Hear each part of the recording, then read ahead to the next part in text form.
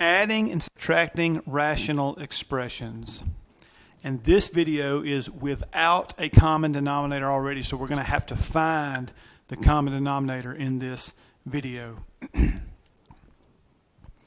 A rational expression is a fraction where both the numerator and denominator are polynomial expressions. When you have rational expressions, you always need to remember that, look, if you have x's, variables in the denominator, then there are restrictions. For more information on these restrictions, watch my video, Rational Expressions Restrictions. Special note, if you were given a rational expression, you always find the restrictions before you simplify. So here, that's even before you add or subtract. So you find your restrictions from the beginning, and then you work through the problem.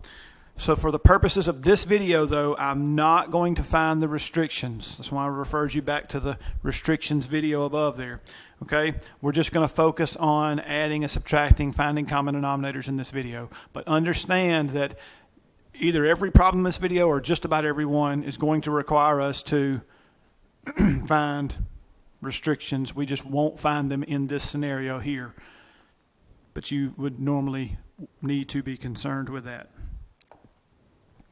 When adding or subtracting rational expressions, you must have a common denominator. Remember, rational expressions are fractions. You can only add fractions together if you have a common denominator. Only when all the rational expressions have a common denominator can you add or subtract them. That's what I just said, just in different words, right? So let's look at the next here. Once they have a common denominator, you simply combine the numerators and you keep the common denominator. The denominator does not change. That's the whole point in getting a common denominator, so that it stays common denominator, right? Then you add or subtract as indicated. When adding, look, I know many of us were taught that a plus sign means to add, but really it means don't change the sign and combine like terms. Because when you add two of these things, if you have multiple terms in the numerator of the second one, you just keep all those signs the same. If the first term has no sign in front of it, it's plus. Not because there's a plus in front, but because it's understood to be positive.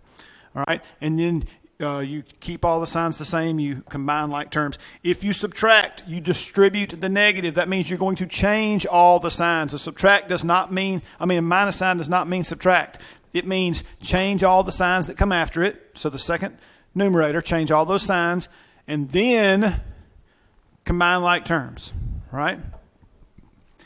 After you've simplified the numerators, okay, after you've distributed the negative if you needed to, or combine like terms, whatever you've done, then you move on to the final two steps, which are to factor, that's the combined numerator and the common denominator, and divide out the common factors, okay? This next part is a preference that I have. If you're taking a teacher for a class and they want you to not do this or whatever, you do what they want you to do. They're your teacher. Don't worry about the crazy guy on YouTube. Okay? So I prefer to leave both the numerator, the top, and the denominator, the bottom, factored. As this says to anyone that sees what I've done, hey, guess what? I factored it and I know nothing else divides out. What's up? Okay? See, I'm showing I know what's up. All right? I tell my students to do that because I want them to show me what's up, all right? That they know what's going on, that they factored it and they know nothing else divides out, all right? But again, if your teacher wants you to do something else, you do whatever they want you to do. Do this something else, all right? So here, if I look at this, first off, I'm identifying what I do. I'm adding, which means I must have a common denominator. This x and this x minus 6 are not common. In fact, you can't go, oh, they both have x. This x is part of two terms. You cannot, just like you can't divide that out, those don't have anything in common.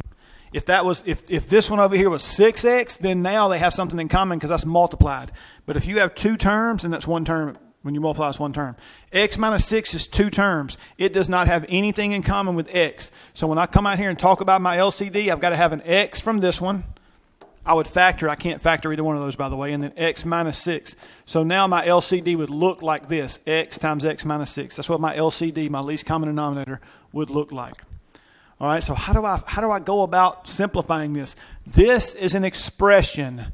Expressions are algebraic statements that don't have an equals. If we had an equals 1, now with the equals, that would be called an equation.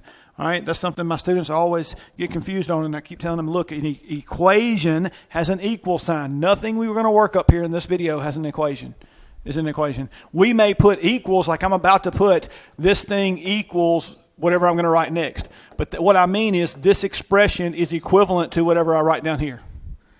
All right, that's what I mean by equals here. It's not an equation. I'm just saying this expression is equivalent to this one, is equivalent to this one. So when I get to the end, I've kept my equivalency all the way.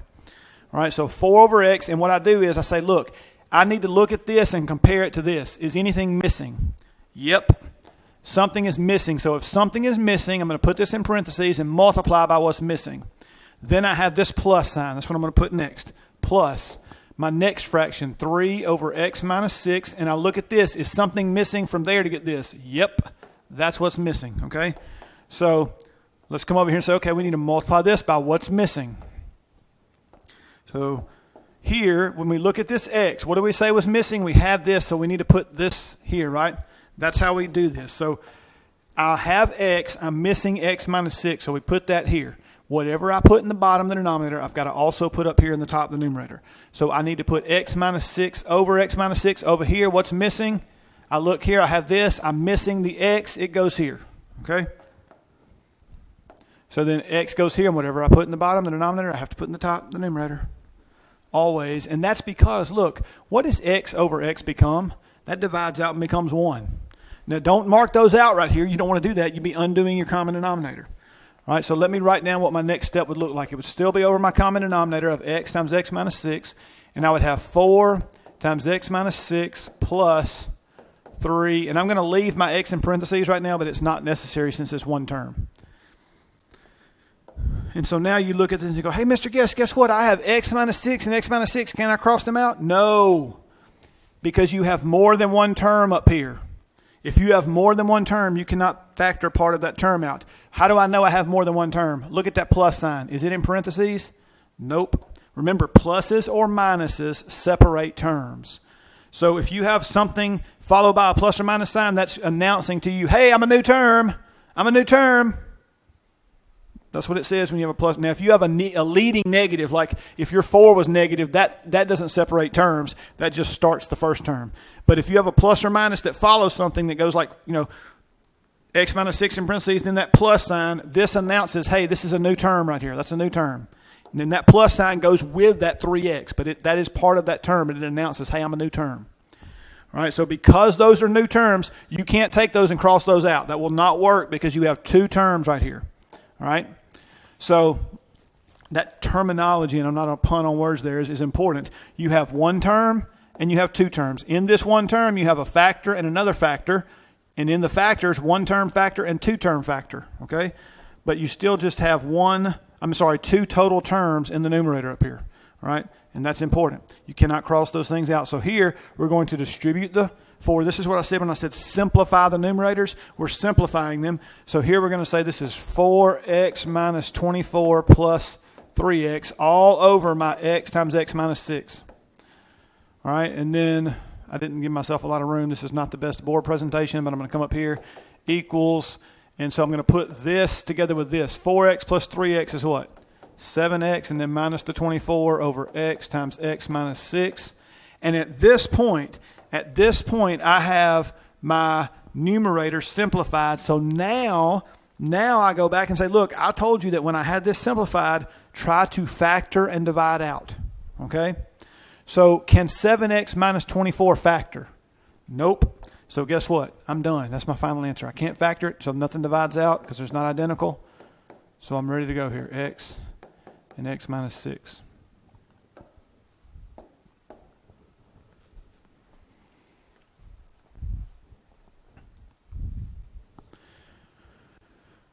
The next one, 5 over x minus 2 plus 4 over x plus 3. Again, I identify I'm adding. That means I need a common denominator. Whether it's plus or minus, I must have a common denominator. And if I look at these are not the same. And so then I say, okay, I need to have those factored. Well, I cannot factor either one of them. So my LCD is then going to be x minus 2 and x plus 3. Again, those do not have anything in common. I know they both have x, but because they're 2 terms, they do not have anything in common as far as a factor goes. So then if I were to write my LCD out, it would look something like this, x minus 2 times x plus 3. Doesn't matter what order you put those in, but those are your two factors in your LCD. Notice there's no plus or minus outside parentheses here, so that is all one term. And that's what makes common denominator so great. They're one term here. So I then come up here and look, what am I missing here to get this? Well, I'm missing something, right? If I'm missing something, that means I have to multiply. So I'm going to write this as 5 over x minus 2, and then I'm going to put some space here for what I'm missing, plus 4 over x plus 3. Let's determine whether we need some space there for this one. If we look at this, am I missing something here? Yes, I am. So that one also gets multiplied by something. So let's put it in parentheses and multiply it by something. But what is it I multiply? Well, look, x minus 2 is here. That's this one. So this is what's missing. It's got to go here. So x plus 3 goes in my denominator, and then here x plus 3 goes in this numerator. So you have the same thing over itself, which simplifies to 1. Don't mark through it here. You'll be defeating your purpose. You're trying to get a common denominator. Leave that there. Then we look over here and say x plus 3. What's missing? This is missing, so put it here. Okay?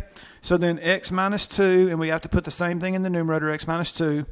And then that's going to give me 5 times x plus 3 plus 4 times x minus 2 all over my LCD of x minus 2, x plus 3. And again, you go, hey, Mr. Guest, I have this and this. I can cross it out. No, you can't. Right? I know you may have watched my simplifying video already, but you can't do that because, look, do you have a plus or minus that's not in parentheses? Boom. That means you have one term and you have a second term. You cannot take one part of a string of terms and divide it out. So you cannot do that. This plus sign says, hey, I got to simplify the numerator before I can do this dividing out business. So let's distribute the 5, distribute the 4. We're still going to have everything over my LCD. So we're still going to be over x minus 2 and x plus 3. But now we have 5x plus 15. And some of you want to skip this yellow step right here. And on this problem, you probably wouldn't miss it. But if that was a minus sign right there, I guarantee you some of y'all would forget that negative was there when you multiply it by the negative 2. So I'm a fan of showing this. And again, look, why are you watching this video? It's not because you're just sitting around and so, I want to watch math videos for fun. Nobody does that. Don't lie to me and tell me you do, okay? You're doing this because you're in somebody's algebra class and you need some help. And you found this video and you hope it helps. So I'm telling you, if you're taking a test and your teacher's going to grade it, why not show one more step to give yourself a better chance to get it right? Okay? So right here, 5x plus 15, and then here, plus 4x, right? And then if I do the next one, plus 4, that's going to be minus 8, right? So plus 4x minus 8. And notice I've done that several times where my fraction line wasn't long enough there, see, and I extended it out. So that's because I write horizontal fraction lines for everything because then there is no ambiguity. There's no doubt. There is never a doubt what's in the top of my fraction or the bottom of my fraction. Okay, so when I finish this, I'll talk more about fractions and how I write them and why I do that. So here, 5x goes with 4x, and then this goes together, plus 15 and minus 8. So that ends up becoming, what is 5x plus 4x is 9x, and then plus 15 minus 8 is plus 7 over my LCD of these two things here. So there's my final answer, okay? There's my final answer. So because 9x plus 7, I should have said this doesn't factor. I can't factor that. So then there's nothing I can do. It's not identical to anything in the denominator, so I cannot cross anything out. And again, you say, well, the 9 and the 3, but that's part of two terms, so you cannot cross that out with the 3. The 3 is also part of two terms. You can never take something that is part of a string of terms. And by string of terms, I mean 2 or more terms, okay? So there's that. So I'm going to flip the page and talk about fractions for just a minute. Something like this fraction right here. Let's say that you wrote this. And somebody go, oh, this is on the same line, so it's understood. No, it's not. If you write a slanted fraction, and here's the deal with slanted fractions. When I have students and I say, hey, if you write slanted fractions, and then I finish it with don't. If you write slanted fractions, don't. And I know that sounds harsh or whatever, but look, slanted fractions are one of those things that sometimes they're okay and sometimes they're not. For instance, what I just wrote down, let me show you what this really equals, okay? And I've been doing this for over 2 decades, so if somebody wants to argue, we can argue, but I'm not going to change my position, okay? That's what this is, because order of operations says you divide first, 8 divided by W, and then you add 6. If you want it to be what this is over here, then you better put that in parentheses. It's not understood on a slanted fraction. You can argue with me, and I'm not giving it. I'm not going to, whatever. Okay, it's not what it is. All right. So we're not going to write slanted fractions. If you write them, that's fine, but you better put parentheses. Most people are not taught to do that. That's why I say don't write them. But again, slanted fractions are one of those things that sometimes are okay and sometimes they're not. In math, it's a lot harder to know when I can and when I can't than to actually just don't use them anymore. So those kinds of things, cross multiply is one of them. Those kind of things that sometimes work and sometimes don't. I always teach always work stuff. I teach always work stuff. So those kind of things, it bugs me, especially when teachers do them. Teachers know, look, if you're a math teacher, you know what's okay and what's not. The problem is you're real good at math and you're trying to teach somebody who's not. They're trying to learn math for the first time even maybe. Okay? So they need things that always work. And what happens is the more often we see them, the more often we see things, then we begin to see the patterns. We begin to see the things. I don't teach formulas in my class until I have to. I don't teach formulas because formulas make sense if you know what's up. If you don't know what's going on, formulas just like Greek and you know how to use it and what to do and what to plug in. So I avoid formulas if I can at all. If I can avoid them, I avoid them. All right, so fractions, do not write slanted fractions. Write them horizontal. Make sure the fraction line extends far enough all the way out. You've seen me extend mine several times. So here, again, I am subtracting. So if I'm subtracting, that means I need a common denominator. So can I factor either one of these right here? Nope, can't do it.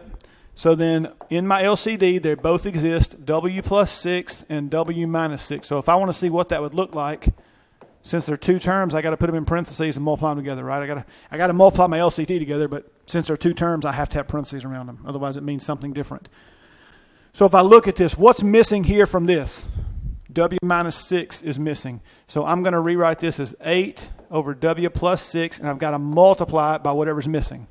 And then minus 2 over W minus 6, that also is missing something, right? So what is it missing? Well, let's go look and see. This one is missing this part right here, right? So put the W minus 6 here, and we got to put it over itself. And then what is this one? This one has the W minus 6, so it's missing this part. That's got to go here, right? So W plus 6, W plus 6. So then this is going to give me 8 times W minus 6, not plus, minus 2. Minus 2 times W plus 6. And this is one of those things where I would not skip this step. Just do this extra step, y'all. Just do this extra step.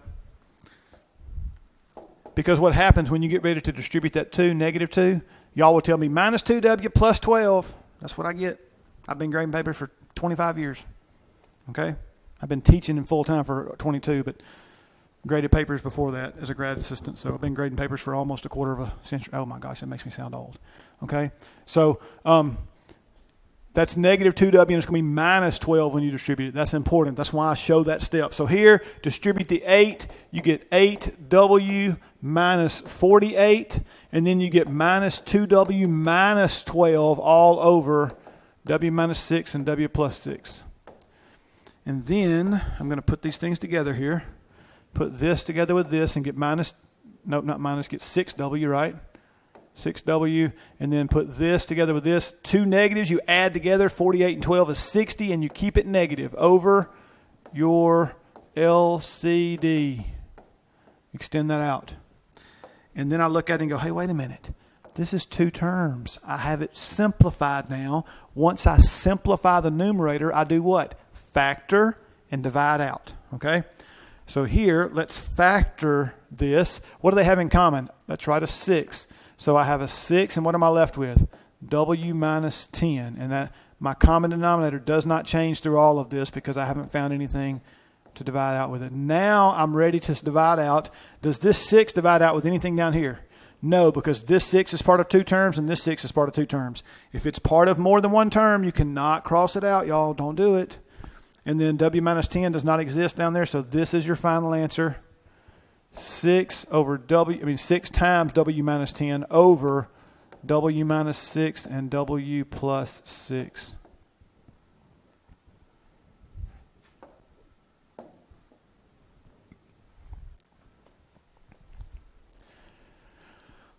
All right, so the next one, again, I identify what's going on. I got a fraction minus another fraction. If I'm subtracting two fractions, that means I must have a common denominator.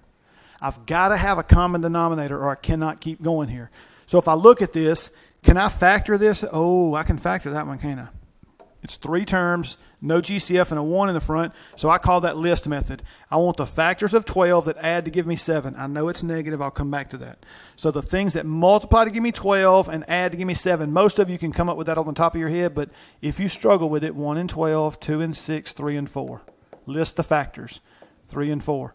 3 and 4. If you struggle factoring this way, go watch my list method video. It will help you. If you know how to factor, go right ahead factoring, even if it's not my way. If you can factor, that's great. This says they're both negative. That's why I put the minuses in there. They're both negative.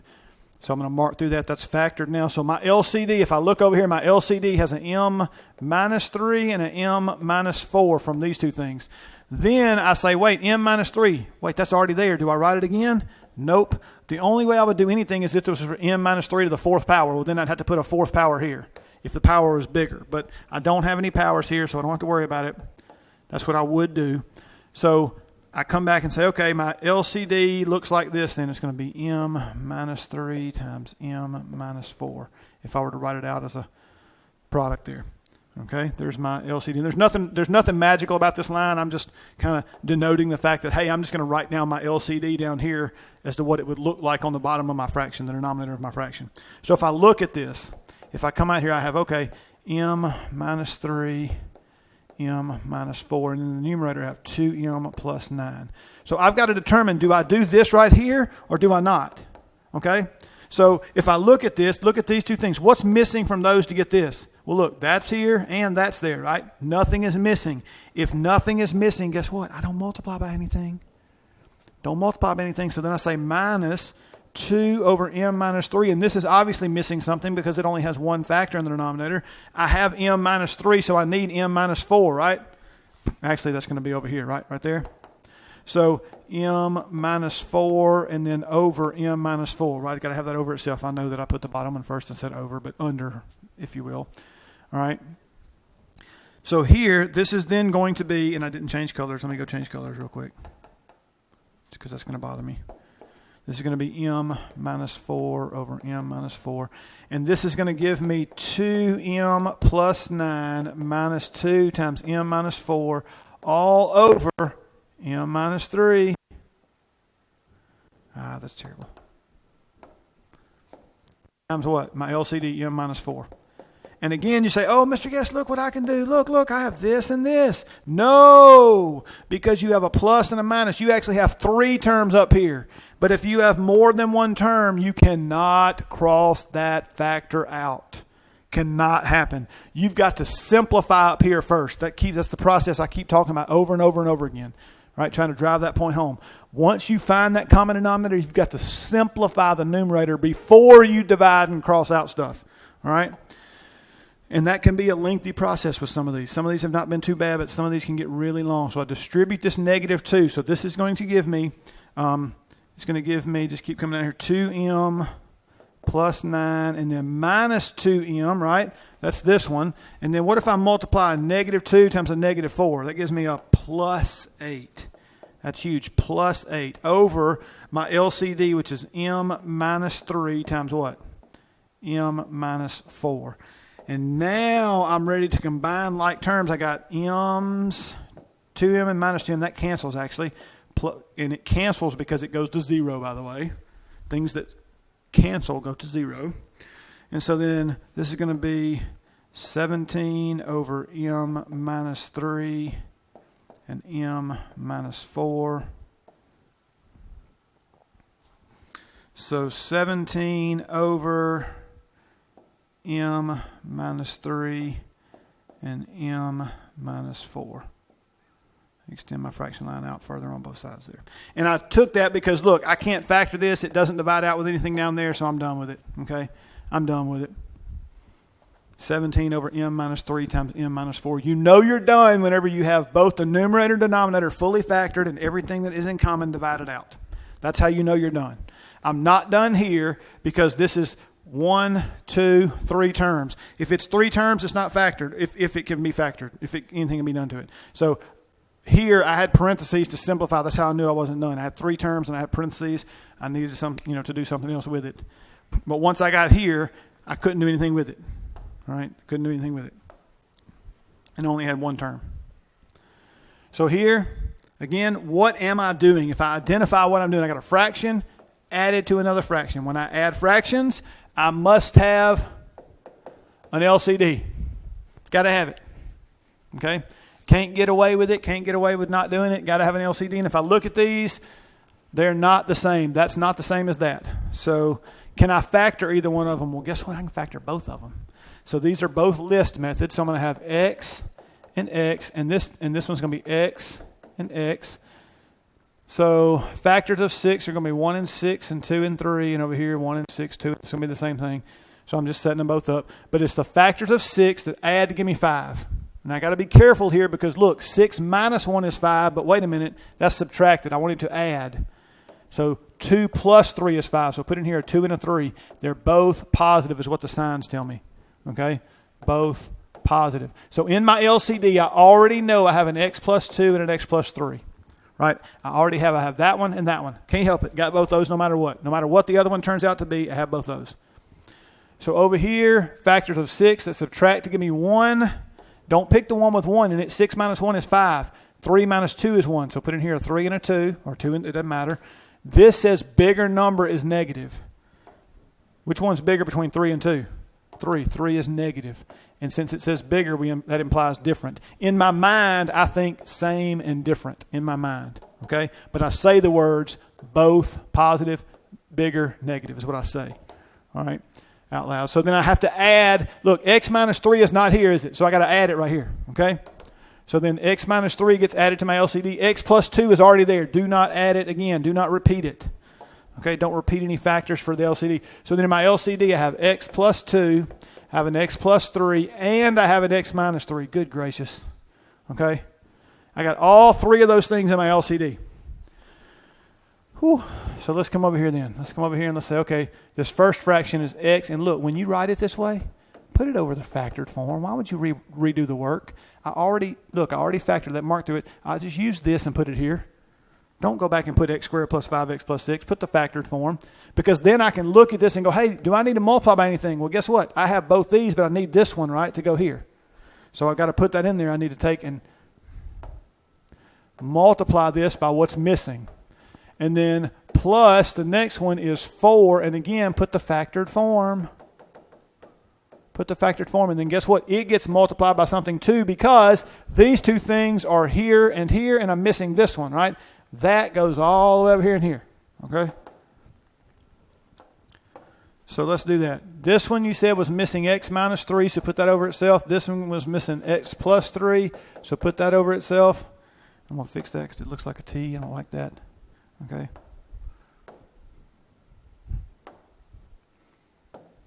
That other one kind of looks the same way. Let me fix it too. Sorry.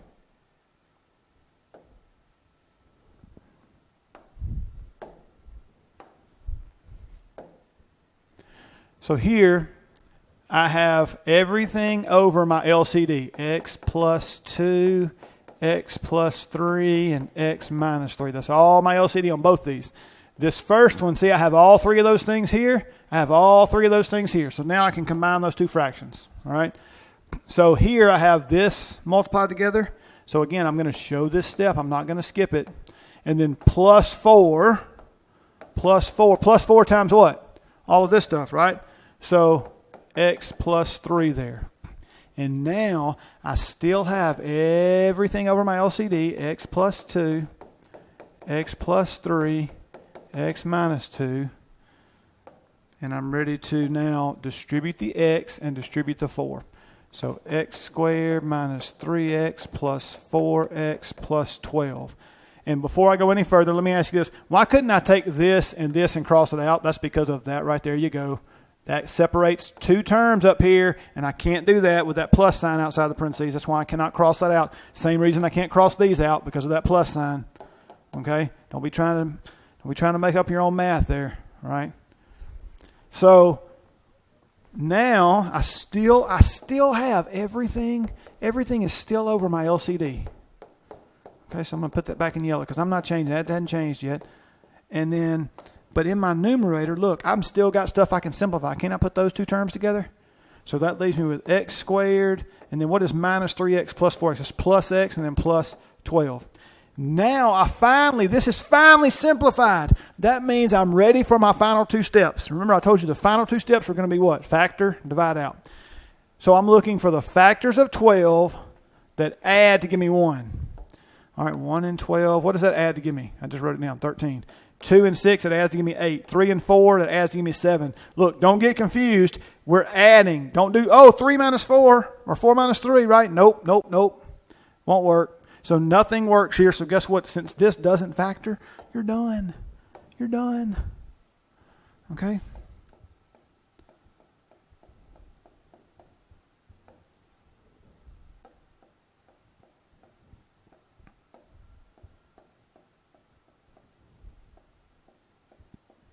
Speaking of done, I'm going to be kind of funny here. All right? What I hope that, I'm putting these videos out here for my class and that kind of stuff, but I want anybody to find them, anybody that's struggling with math anywhere. All right? And so maybe some of you thought you were done in algebra. You thought it was over. You thought it had cooked you like a steak. Okay? But hopefully it's starting to make a little more sense, and you're gonna pull through and be victorious. You're going to overcome this. You're going to beat it. You're going to defeat it. You're not going to let it beat you. All right? So let's look here. Again, I identify what's up. I am subtracting. That means I need a common denominator. And also, this can be factored. So for my common denominator, I get ready to write it down and factor this. So x and x. And factors of 28 that subtract to give me 3. Well, we have 1 and 28, 2 and 14. 3 doesn't work, 4 and 7, 5 and 6 don't work, and we're back to 7 and 4, which we already have 4 and 7. 7 minus 4 is 3. Put in here 7 and 4. Bigger number gets a negative. Which one's bigger? 7. So 4 gets a plus.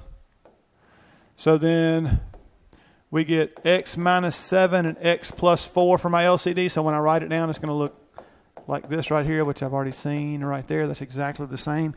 And if that's exactly the same, that means what? That means that this first fraction, x squared minus, you know what, I'm going to come down here and do this for a different reason. X squared minus 38 over x minus 7 times x plus 4. Minus x minus 6 over x minus 7. Now this is missing. It has this one, but it's missing that. So that's got to go here, right? So since it's got to go there, I need to put this in parentheses, and then I got to put what's missing there. So come over here, this is going to be x plus 4 over x plus 4, right? Those two things make up this, and that's why I had to have that. All right? Wow. Let's just look at what happens. I'm going to write down a step that I might skip sometimes, but I'm going to write this down. X squared minus, or write it a different way, minus x minus 6 times x plus 4. Holy cow. All over my LCD of x minus 7, x plus 4. Y'all saw that curl pop up on that there, and I fixed 2 of them earlier. The reason is when I write the letter T, I curl the bottom of it. When I put a plus sign, I don't. I'm real big on, I don't care how bad your handwriting is. Mine's awful. You can see that. Just when you write something, distinguish between your 5s and your S's, your pluses and your T's, your 6s and your B's, your A's and your 9s and your Q's. You need to distinguish between these things so that when your teacher's grading it or somebody looks at it or you look back at it later, you go, oh, why did I write a Q there? No, I wrote a 9. Oh, well, I can't tell the difference. Well, you need to write everything where you can tell the difference, okay? So here, let's look at what's going on. If I look at this, look what's happening here. I have x squared, that's one term, minus 38, that's 2 terms, minus all of this. That's my third term. And in my third term, I've got to multiply 2 terms times 2 terms. Holy cow, that's FOIL. First, outer, inner, last, or distribute the x and distribute the negative 6. That's a lot of stuff. So when you FOIL, let's just talk about FOILing and what happens when you FOIL. When you FOIL, you multiply together something, right? And if I tell my students these are built the same. You have x and a number and x and a number. If your things that you're foiling are built the same, that's not mathematical. That's me talking. If they're the same way, then you're going to combine like terms. So not only am I going to multiply by FOIL, then I'm going to combine like terms, and look what's out front. After I do those two steps, I got to distribute a negative. And after I do that, then I've got all these terms over here that get combined with these two terms. I just named to you 4 or 5 steps, right? Who wants to write down this whole fraction 4 or 5 more times? That's right. I didn't think anybody raised their hand. Okay. If you did, you're just being funny. So what I'm going to do is I'm going to take the numerator and I'm going to come out here in a thought cloud. And what I want to do is I want to work on just my numerator in the thought cloud. Okay. I want to have x squared minus 38 minus x minus 6 times x plus 4. Okay. Equals. And I'm going to leave my x squared minus 38 because I'm not changing it right now and minus. But I am going to work on this. I'm going to put this in big brackets because all that is one term and I'm subtracting that term there, right? See how I'm subtracting this term right here? This subtraction in front of it right here. So I'm going to have to distribute that negative once I get through simplifying everything in here. So let's do that first. So big bracket here. First, x times x is x squared. Then we go outer of the whole problem, plus 4x. Then we go inside or inner, minus 6x. And then last. Negative 6 times that is negative 24. So FOIL is a double distribution, okay? Most people know FOIL, but some people don't. Some people weren't taught it or didn't remember it or whatever, but that's okay. Then I'm going to put these two terms together. So inside my bracket, I still have x squared, and then I have minus 24, but now I have what? Minus 2x. And so I'm going to leave my purple stuff out front because I haven't messed with it yet, equals x squared minus 38. Again, I'm not working with an equation, but I'm saying that this expression is equivalent to this expression, is equivalent to this one, is equivalent to whatever I write down next, and so on and so forth. All right? And I have a minus right here. All right? So now I'm going to leave my x squared minus 38 out here. And then I'm going to take this negative and distribute to all 3 of these. So I don't want you to look at this and go, oh, this is a negative x squared, so I change it. No. Hide this right here, and it's positive in here, so it changes to negative, okay? So this becomes negative x squared. Then this becomes what? You change the sign, plus 2x, and then change the sign, plus 24. And then combine my like terms. I have x squared. I'm going to underline those twice. They actually cancel. I'm going to circle my whole numbers and underline my x's once. So if I put this in descending order, 2x, and then negative 38 and plus 24 give me what? You subtract, the signs are different, 14, and keep the sign a little larger, so minus 14. And there's one more thing I could do to save myself from writing that denominator one more time, right? Because once I get the numerator simplified, what am I supposed to do? Try to factor it. Can I factor this thing? Can I factor this? Yep. How can I factor it? Well, it's got a 2 in common. What's left over? X. Now I'm done with my numerator. I just did 1, 2, 3, 4, 5, 6 steps. I just saved myself writing that denominator down 6 times. All right, if that doesn't get a glory hallelujah, I don't know what will. Okay? So I just saved myself writing over this with the fraction line 6 times. So I'm going to come back and say, okay, this is equal to 2 times x minus 7. And then in orange, I didn't change this. I still left it over x minus 7, but this is the thing that I would have written down 6 times if I hadn't gone over there in that thought cloud. I use thought clouds when I'm doing parts of a problem like this, or I'm not done, or it's not equal, or something like that. So here, I was only working with the numerator. All over here, only working with the numerator. So I brought the numerator over, and then I brought it back. Okay? That's what I did. So now I say, okay, does anything divide out? Well, the 2 is one term, and this is part of 2 terms. So that 2 and that 4 cannot divide out. But this is identical, x minus 7. So I'm left with 2 over x plus 4. So then 2 over x plus 4. And I'm finally done with that problem. All right. Now I will call that one a beast. That's a beast mode right there. Okay. That's hashtag beast mode all day long. All right. And that's mainly because of that minus your FOIL up here, where you had to do all this foiling business in here and then distribute this negative sign. That's some serious stuff right there, okay? And then you still had other stuff, a lot of other stuff to do outside that. So probably if we broke this down, not any one part of that problem was all that hard, but this is why math helps you with every part of your life. Because some of you are going to grow up and get jobs, or some of you are already grown and you're coming back to school, but you have a job, and your job gives you projects that may be multi-step. Well, you need to learn to think through all the steps, and sometimes you get to this step right here, and you need to go off to the side and figure some stuff out so you can bring it back over here. Okay? That's real life stuff, and I don't care what you do. I don't care if you're the manager of Walmart, work at Burger King. I don't care if you, CEO of a Fortune 500 company. That's what your job is all about. Okay? Problem-solving skills, and that's why math helps you. You may not solve an equation until you have a ninth grade kid that comes to you and says, "Hey, Mom," or "Hey, Dad, I need help with this." Okay? But you will solve problems and think multi-step and use tools that you've been given to solve problems your entire life. It's going to happen. Okay? Did I use the green? No. All right. So here, again, I'm subtracting, but this time it's not two fractions, but that's okay.